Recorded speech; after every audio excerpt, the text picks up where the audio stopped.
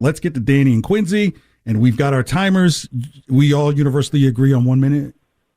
1 minute. There we go. Okay. Oh, the arrogance. Okay. Listen, I heard the gentleman, I think his name is Mike, right, say earlier in the show that back in the day you were a Brady guy over Bledsoe. My name's John, but yeah. I'm sorry. That's okay. I apologize. Yeah. I'm not trying to be a wise guy. No, that's all right. Yeah. But I said there was a big split. Can I ask you how old you are? Now? Yeah. Yeah, that's a personal question. I mean, why don't you just ask? No, Danny, I know what you're getting at, right? I was too young to know the difference. I just want to know. It's not trying to. I just want to know. This goes up my tailpipe when I hear people telling me what their feelings were on a very divisive subject matter back in that guy that you had on. I'll get to him if I get more than a minute. But if you were 5 years old or 10 years old, I don't know how old you are now, but you had to be what, 10? How old are you? Yeah. So I was a kid, but my point is that at the time it was a very divisive issue, as you mentioned.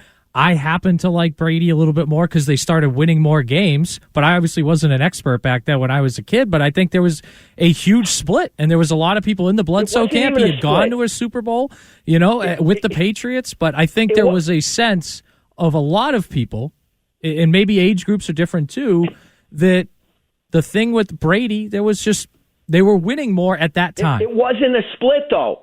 Even after it was 99.9% of the media was on Bledsoe's side. That's right. And you had a more than half the fan base. I can attest to that. Okay, I was in my 40s when this happened, so that's why I'm asking you.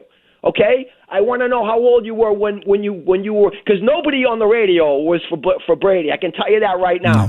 The radio wouldn't take my calls back then. Okay, whatever. What Danny is saying that's why I'm asking you.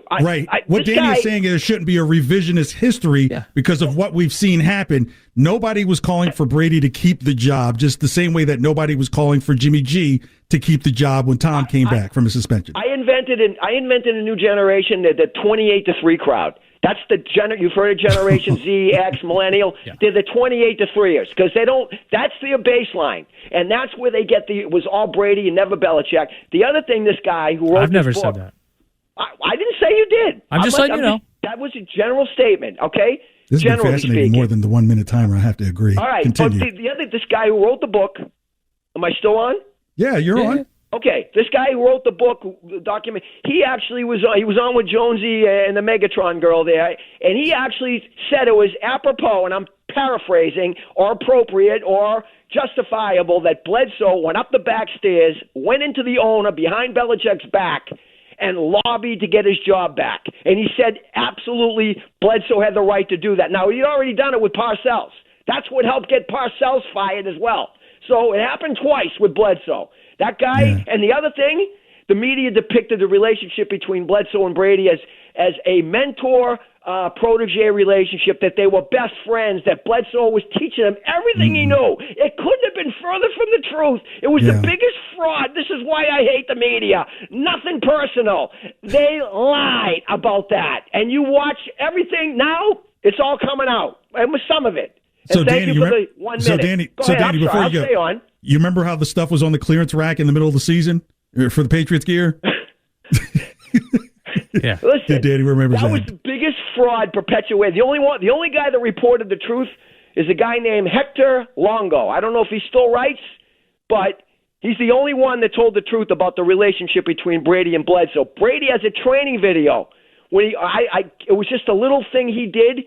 And he looked into the camera, he says, "I'm coming for your effing job."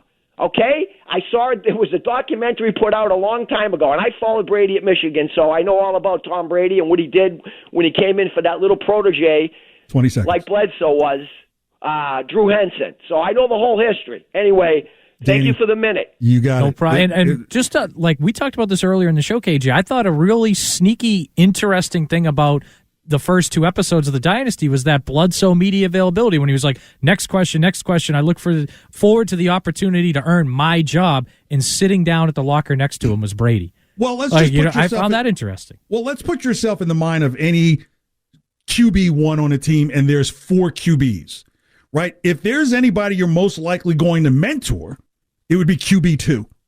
not QB4, right? Like, unless you're lobbying for 4 to beat out 2 and 3, and you think that, like you could, but that wasn't happening. So, look, it was a time and error where you believed that if a quarterback or a star player went out for an injury, that they didn't lose their job because of an injury. Bledsoe became kind of the face of, so what, you had an injury, you don't have your job when you come back.